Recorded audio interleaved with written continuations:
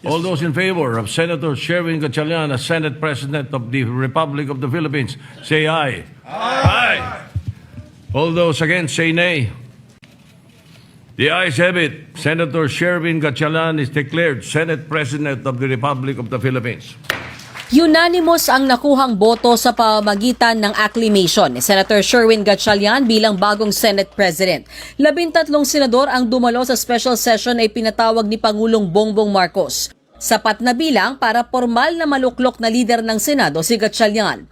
I, Sherwin Gatchalian, Having been elected to the position of Senate President, having been elected to the position of Senate President, Agad din siyang nanumpa. Ang nabakante namang pwesto ng Senate President pro tempore napunta kay Senator Tito Soto. Ang bumuo sa inaasam na 13 senators para magkakorum si Senator Joel Villanueva. Niyakap at inakbayan pa siya ng kanyang mga kapwa-senador pagdating niya sa plenaryo. Pinasalamatan ni Senador Ping Lacson sina Senators Villanueva at Chis Escudero na nag-over the bakod mula sa grupo ni dating Senate President Alan Peter Cayetano. I think I will be remiss of my duty and responsibility as a senator, colleague, and friend if I didn't thank and commend our two distinguished colleagues, Senator Chis Escudero and Senator Joel Villanueva, for responding to their higher calling for this chamber, our beloved institution known as the Philippine Senate.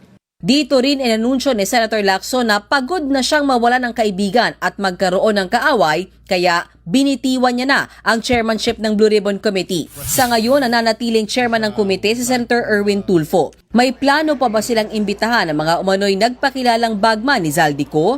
Salita na ho yun, paulit-ulit na lang. Unless kung meron silang bagong testigo naman na credible. At gusto natin sa Blue Ribbon, magdala sila ng dokumento. Hindi yung turo ng turo yung mga lintik na yan. Sa ngayon, pinag-aaralan daw ng komite na kasuhan si dating Congressman Mike Defensor na nag-organisa ng umano'y flood control hearing na nauwi sa presscon. Pinag-aaralan na magpa-file ang usurpation of authority labang kay Senator, Congressman Defensor. Yung nangangarap na maging senador na Mike Defensor. Talagang usurpation of authority dahil hindi naman siya miyembro ng Senado.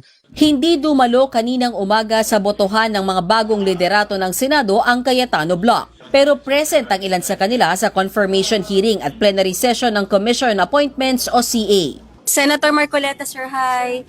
Sir, bakit po kayo umattend kayo ng session, sir?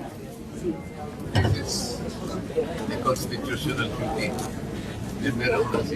I congratulate Sherwin, a dedicated, disciplined, hardworking, brilliant colleague and a dear friend. So I congratulate all of them and I'm glad na 13 ang boto, so maayos na, legal na. Hopefully, sana tapos na yung gulo, makapagtrabaho na tayo.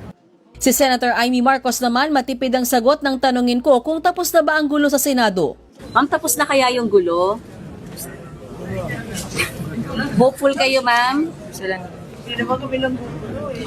Ang kapatid ni dating Senate President Alan Peter Cayetano natanong kung suportado ang liderato ni Gatchalian. Common sense, di ba? What's in the rules? What's in the Constitution? When you have 13, yun lang. So, hindi sumunod sa rules, doon lang naman kami may problema. Wala si dating Senate President Cayetano sa plenaryo, pero bago magsimula ang special session, naglabas siya ng statement at nag-concede. Nakausap na raw niya si Senator Joel Villanueva at alam na niyang selyado na ng Gatchalian Block ang 13 para maghalal ng bagong SP. Ayon pa kay Cayetano, isang malaking karangalan para sa kanya ang magsilbi bilang Senate President. Kumusta naman kaya ang relasyon ni Cayetano at ni Senator Villanueva? We're brothers, at the end of the day.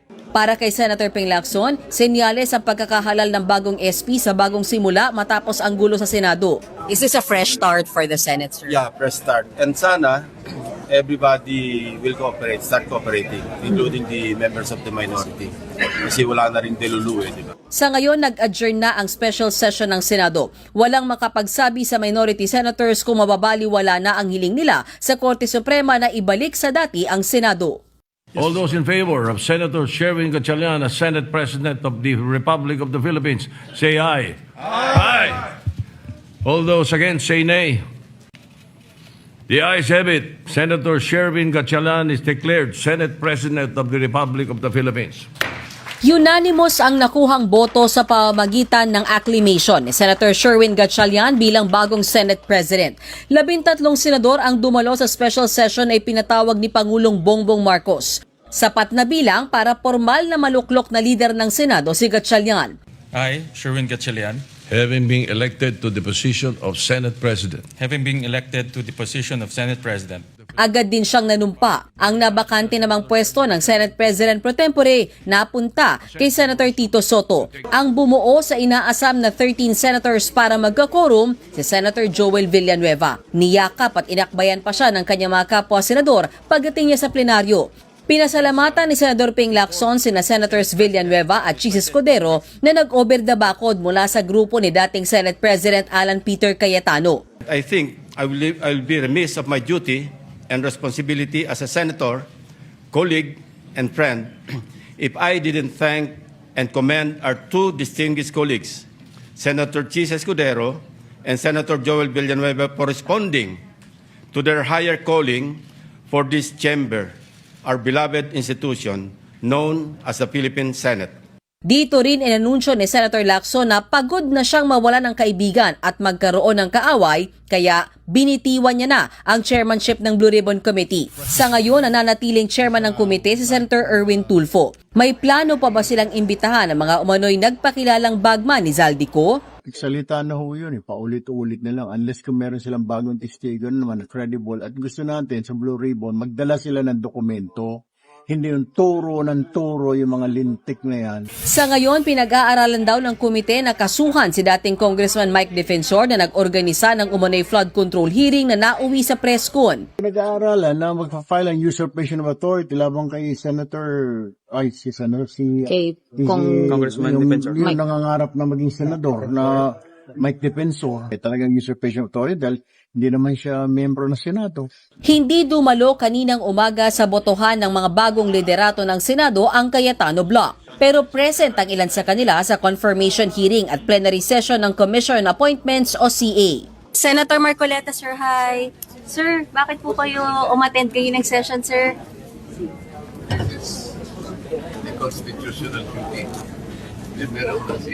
I congratulate Sherwin, a dedicated, disciplined, hardworking, brilliant colleague and a dear friend. So I congratulate all of them and I'm glad na 13 ang boto, so maayos na, legal na. Hopefully, sana tapos na yung gulo, makapagtrabaho na tayo. Si Senator Amy Marcos naman matipid ang sagot ng tanungin ko kung tapos na ba ang gulo sa Senado. Ma'am, tapos na kaya yung gulo? Hopeful kayo, ma'am?